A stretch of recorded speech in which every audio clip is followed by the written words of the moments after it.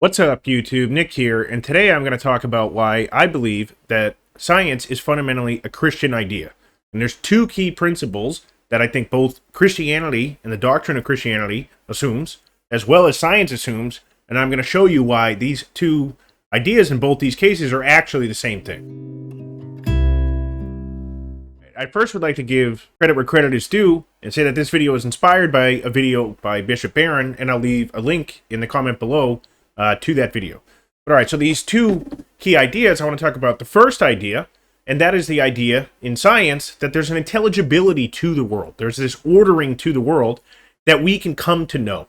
And so the idea of science is that if we act in a certain way, and we engage in a certain set of rituals, namely the scientific method, and we embody this and we act out this mode of being, that will be reunited and we'll be able to touch, the intelligibility and the order to the world, and we'll be able to actually achieve a capital T truth about the world around us and about the physical world, right? And what I want to argue is that in the idea of the Christian doctrine, this is the same thing as actually saying there is a God, right? And so I want to quote this quote from the first passage of the book of John that says, "In the beginning was the Logos, and the Logos was with God, and the Logos was God." The word Logos, it means something like, a divine order to things, and that there's this ordering and there's a rational, reasonable explanation for the things around us, and there's this, right? But then that's what science is after. Science is trying to get at the Logos. And then, if this sounds crazy, I mean, even look at the name of a lot of these scientific fields, right? If we look at biology, and we look at psychology, and we look at anthropology,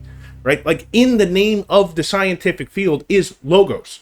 And so the scientific endeavor, we're trying to touch and be reunited with the Logos, but then that's the same idea in Christianity of theosis. And so what I want to say is, if you zoom out and you ask, what is the principles and ideas and the fantasies that drove the invention of the scientific method and birthed it, it was actually this idea of trying to find the Logos. And that's fundamentally a Christian idea. It was trying to find God. And then we, said, okay, we're going to engage in a certain set of rituals in order to do that through the scientific method.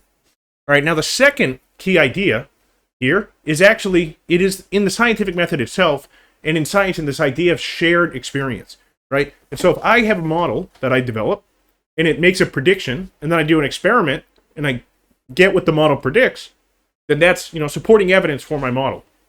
But now if you do the experiment, and you get a different answer, that actually invalidates my model. It's wrong. I can't just say, oh, you're some kind of satanic demon worshiper and we don't care about your opinion. Let's just, take his experiment, throw it in the trash, and lock you up, and that's that. And my model is still true. Like, no, we don't do that in science. Science, what we say is, if you get a result that's different than what my model predicts, my model's wrong, period. And the model needs to be updated to incorporate the experimental data that you gather. And so that's a key idea. And in the Christian doctrine, what I want to say is, what that principle is to say that every person is of value. But that's fundamentally like the Christian idea, right? And if you look at the story of Christ, there's this one time where someone asked him, okay, if you truly are the Messiah, which of the 10 commandments is of highest value? And Christ, he had this kind of really clever way and said, okay, what you need to remember is there's just two key principles that summarizes the gist of the entire 10 commandments. And that's that, you should love the divine Logos, love God with all your heart and all your being, and to love your neighbor as yourself, right? But that second idea, so the first one is, to believe in God and to worship and align yourself with the divine Logos.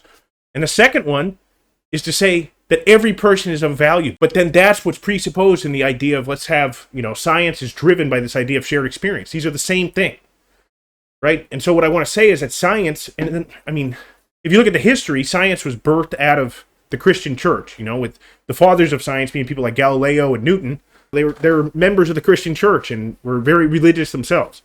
And so, it's kind of no surprise that science kind of was birthed out of Christianity. But the reason I want to drill this home and say why this is important is that you can't divorce science from religion. It's not science versus religion. It's science in religion. And science needs to be subordinated to religion. And let me say what I mean by that. Science is a tool, right? It's an epistemology. It's a tool to generate new facts. But now if I asked you, hey, what's the hammer up to today? What's its goals and desires? I mean, it's a silly question. It doesn't make any sense, but it's the same idea with science. Science doesn't have an orientation and a direction. We do, and we guide science. But then what tells us how to guide science, right? That's religion. That's almost the definition of religion, right? And so what we need is science to be embedded within a religious framework. It's not divorced from religion, right? And the reason this matters, I want to look at a biblical story and this idea of the story of Lucifer, right? And I think that this is actually relevant to science. The idea with science is trying to become essentially kind of like this new god in our society. And it's trying to, break free from Christianity. And in the common discourse, there's this idea that it's like, science is superior to kind of archaic stuff of the past and these, old archaic traditions. That's kind of, witchcraft. And, we don't need that anymore. We've transcended that with our new superior minds and our new superior rationality. And we don't need religion anymore. We're above that. We're above God. We are God. And that's kind of what's baked into the modern story of science. Not always, but in part. And I don't think that that's a good idea. Just look around you and then ask, is this the story of Lucifer or not? And the story of Lucifer is that, he was God's greatest angel, right? And he was strong and he was handsome and he was charming and that's kind of like science. Science is, science is wonderful. The fact that I can talk to you through my phone here is unbelievable, right? Like, this technology is great. I don't mean to diminish this in any way. But then in the story of Lucifer, he tries to ascend above God. And he's like, yeah, I am great. He becomes too prideful and says, well, I am great. Maybe I don't need God. I don't need his ordering anymore. I can become God. And when he does that, he has a fall from grace and he pulls down everybody that worships him with him. But that's what's going on in our society today with science, right? Look around us, right? We have people that are worshiping social media and their TVs and computers and other online forums and their cell phones and everything else. People are super isolated and kind of worshiping this technology. We see the same thing in today's discourse with people on the left saying about the right that they don't believe in science with regards to the vaccine or global warming, or people on the right talking about the left and saying they don't believe in science, like biology.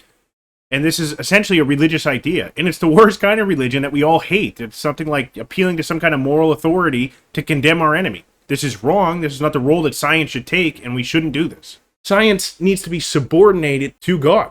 It's not God. And it's fundamentally a Christian idea, and it should take its place as being embedded within religion, subordinate to God. I'm not trying to say in any way that science is strictly Christian and there's nothing like this in other religions. There certainly has been in other religions. But what I'm attacking is the idea that you can divorce science from religion, because you actually can't. If you liked the video, make sure to give it a thumbs up. If you didn't like the video, give it a thumbs down. Talk to me in the comments down below and let me know your thoughts and any questions that you might have. Make sure that you subscribe and click the bell icon to stay up to date. And until next time, take care.